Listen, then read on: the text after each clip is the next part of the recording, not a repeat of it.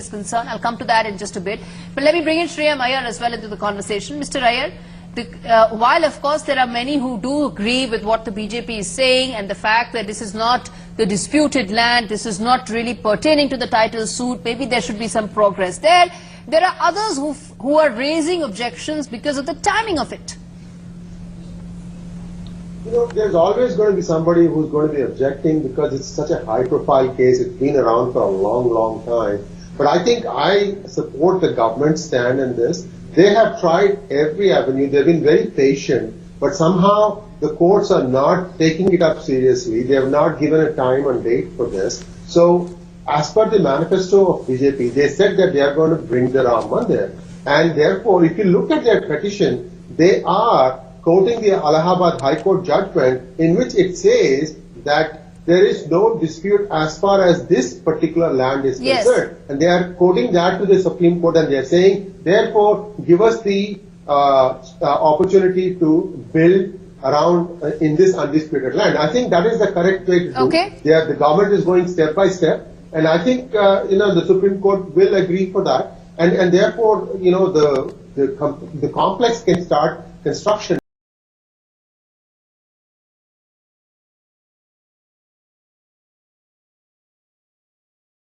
very soon. Mr. Iyer, you want to come in here, sir? Yes. As far as I know, all the building blocks are already in the vicinity of the site. So in my opinion, what will probably happen is the outer structures will start coming up once the Supreme Court gives permission. And then the sanctum sanctorum, which is part of the disputed site, that will have to wait up until, some sort of a decision is taken on that. And even in that, the central government affidavit by the PV Narasimha Rao government is very, very clear. It said that if there is a mandir, and that but has then, been sir, let me ask you this question. Isn't any temple about sanctum sanctorum? Everything else is just the paraphernalia around it. A temple at the end of the day is the sanctum sanctorum. See, listen, so BJP government is going to be blamed one way or the other. If they don't start construction, they'll say, well, you didn't keep up your promise. Then if they do start the construction, then people are going to say, oh, well, the sanctum sanctorum is not ready. But you have to find a middle ground whereby the government is completely in compliance with the laws of the country, and it also is able to fulfill the wishes to the extent that it has promised in its manifesto. And I think this is the right path.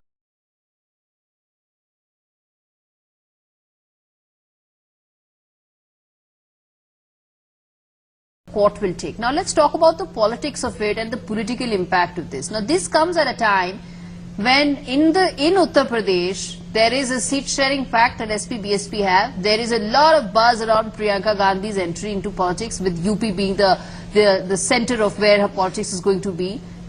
Is this BJP's game changer, Mr. Iyer, for UP, given that it brought 71 seats last time around, and also for 2019?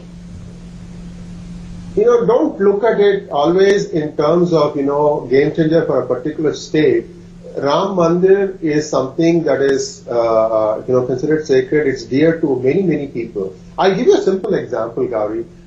Somebody has to tour the entire country to look at the state of the temples north of the Vindhyas and how the temples are south of Vindhyas. There's been large-scale destruction over the hundreds of years. So this is a symbol that this used to be a Hindu Rashtra before. I'm not saying this in a communalized view at all. I'm just saying this, that the Hindu majority in the country needs to feel that, yes, there is something that we hold dear to, and that is something that this government has delivered. So it is not a gimmick to counter, hear me out. It's not a gimmick to counter Priyanka Gandhi or somebody else. It is a fulfillment of a promise that this government made in its 2014 manifesto. That's how I see it. Okay, so then let me ask you this, and that's a question I throw open to both to Mr. Iyer and Niti, which is that the Muslim petitioners have been saying that this may actually lead to instability across the country. Those are the words that the Muslim petitioners are using, saying that this could actually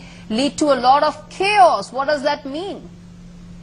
Gauri, that is scaremongering. If that was the case in 1947, when there were widespread slayings, what happened to the Muslims who chose to stay back in the country? Okay, so that was the time when the Hindus decided that enough is enough, we have to move on with our lives, and then India decided to be, rightly or wrongly, a republic that includes everybody. Okay, the Hindu ethos has always been tolerance, sarva dharma samabhava. This is embedded in everybody's DNA, whether we accept it or not. It's usually some instigation Niti, a quick word from you to make some political ends. All right.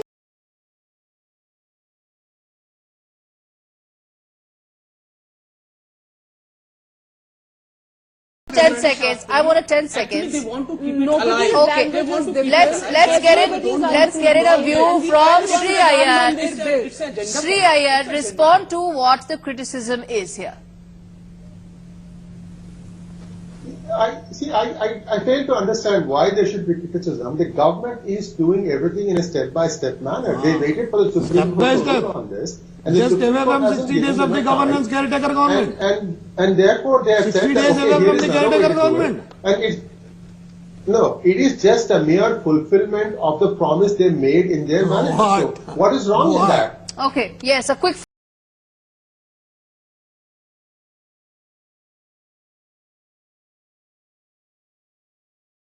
That's still in the realm of if. That's still in the realm of if, only because the status of the land is no longer under dispute. The status quo until a final adjudication is what is now currently under dispute. Sri Iyer, and it's an if. So I'm going to make a big if. If this status quo is lifted, how efficaciously can that land around this Ram Janmabhoomi, the 60 odd acres, be used, and what can it be used for?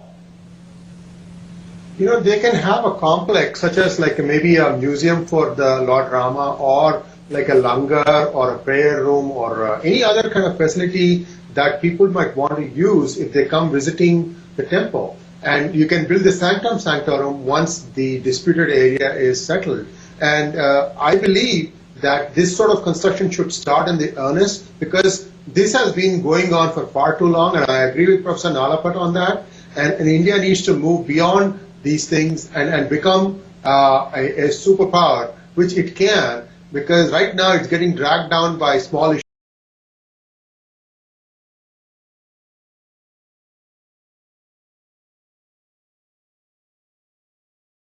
Okay, let's have a proactive conversation. Sri Iyer, should there be now at this point of time another outreach to build consensus on what is already undisputed?